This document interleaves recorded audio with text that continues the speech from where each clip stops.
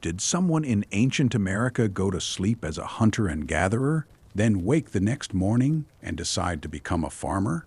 Of course not. There was no single day when farming suddenly began. No single decision that changed everything. So how did people who had lived by hunting and gathering for generations slowly begin to change the land and eventually become farmers?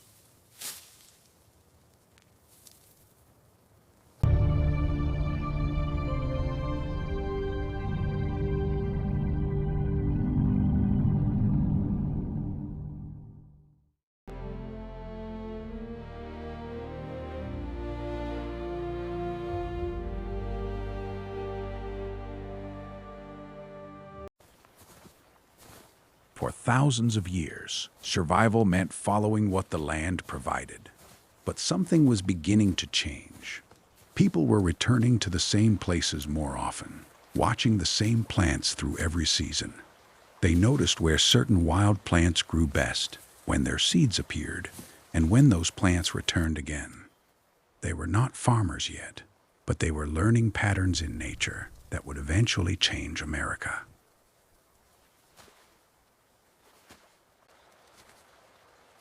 But knowing where a plant grew was only half the secret.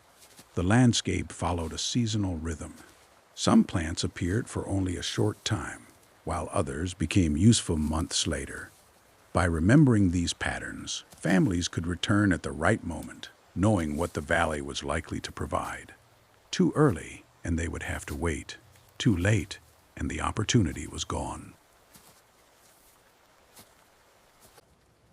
Something else was becoming clear. Not every wild plant rewarded the same effort. Some produced more seeds, others were easier to gather or returned more reliably in familiar places. Generation after generation, people noticed these differences. They were not choosing crops yet, but without knowing it, they were learning which plants were worth watching more closely. And that quiet knowledge would eventually change the relationship between people and the land. But observation was beginning to lead to something more. People could see that the places they returned to were not always the same. Where vegetation had been cleared, trampled, or burned naturally, sunlight reached the ground and different plants could appear. Slowly, people began to recognize that changes in the landscape could change what grew there. They were still gathering from the wild, but now the land itself was becoming part of what they were learning. They were beginning to notice something more important. Wild plants did not return everywhere in the same way. Where the soil had been disturbed, open to sunlight, or enriched by natural decay, some useful plants grew thicker and produced more seeds. And once people recognized that pattern, a new possibility appeared. What if the places where useful plants grew could be changed deliberately? But once people began favoring certain plants, something unexpected could follow. The plants themselves could slowly change. Seeds that stayed attached longer were easier to gather. Larger seeds offered more food, and plants growing near familiar camps were encountered again and again. No one was designing a new crop. Yet, generation after generation, human choices were beginning to leave their mark on the wild landscape. And then, the pattern began to repeat. People returned to the same places, gathered from the same useful plants, and carried their seeds back toward camp.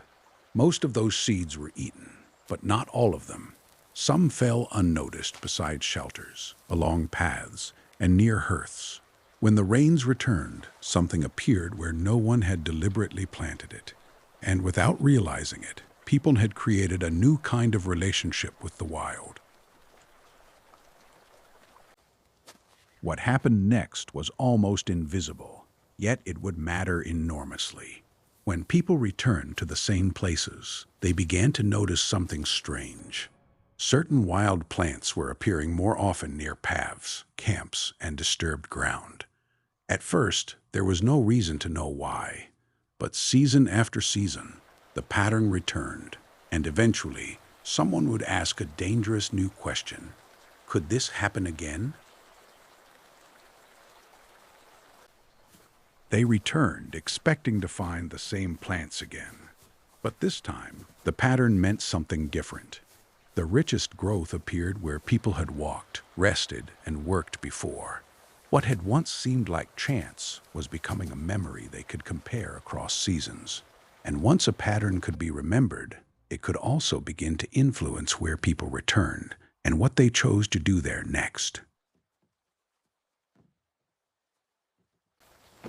They began returning to these places deliberately, not to plant and not yet to change what grew there, but because memory told them where the richest wild patches would be. Season after season, that choice could reinforce the same pattern. People returned, the ground was disturbed again, and more seeds were scattered. But eventually, simply returning would no longer be the only choice. A far more important question was beginning to emerge. Could people make a productive place even better? At first, the changes may have been almost invisible. A few unwanted plants removed from beside a useful patch, a branch cleared away. Perhaps the ground opened slightly where people worked and walked. None of this was farming, but something fundamental had changed. For the first time, people were no longer only returning to places where useful plants grew. They were beginning to alter those places in ways that might favor what they valued. And that small difference would eventually change everything.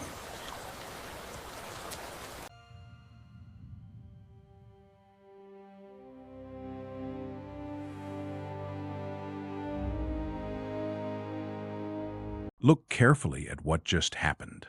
No one planted a field, no one invented agriculture. There was no single morning when people suddenly decided to become farmers.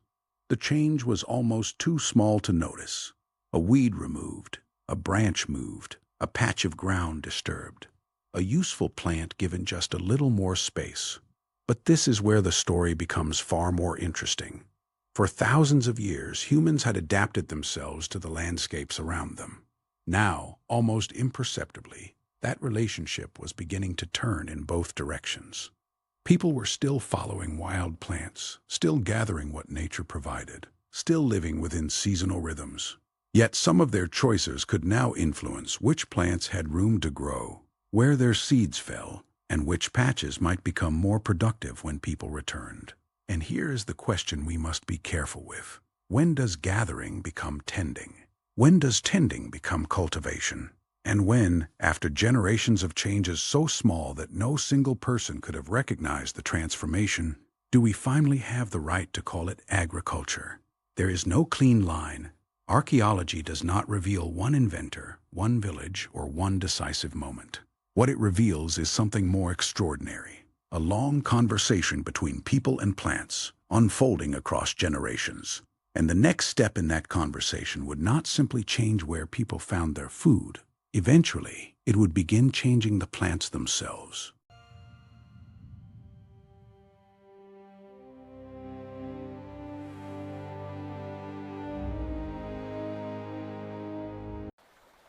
The plants themselves were beginning to answer. When people repeatedly gathered from certain patches, disturbed the soil, scattered seeds, and favored some plants over others, they changed which plants had the best chance to survive and reproduce. At first, the differences would have been almost impossible to see, but generation after generation, human choices could favor plants with traits people valued: larger seeds, easier harvesting, or more useful yields. No one needed to understand what was happening. Yet slowly, almost invisibly, the relationship was moving toward something entirely new. Humans were beginning to shape the plants that would one day help reshape human life.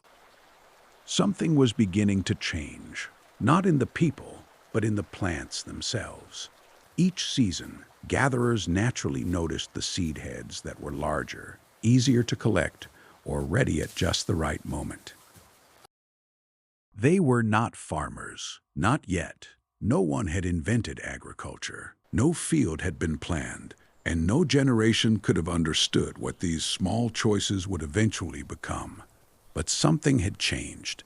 People were no longer simply moving through a world of wild plants. Their choices were beginning to influence where some plants grew, which ones returned, and which places people would seek again. Nothing here looked like a revolution, and that is precisely the point. Some of the greatest transformations in human history do not begin with a single discovery. They begin with a pattern, repeated long enough to change the future. And in the Americas, that future was only beginning.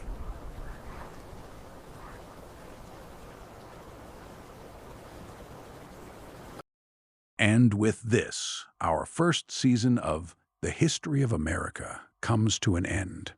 But the story of this continent has only begun. In Season 2, we will continue the journey through a changing America. As new ways of life emerge, communities grow, and the path toward an entirely new world begins to take shape. Until then, the journey through time continues.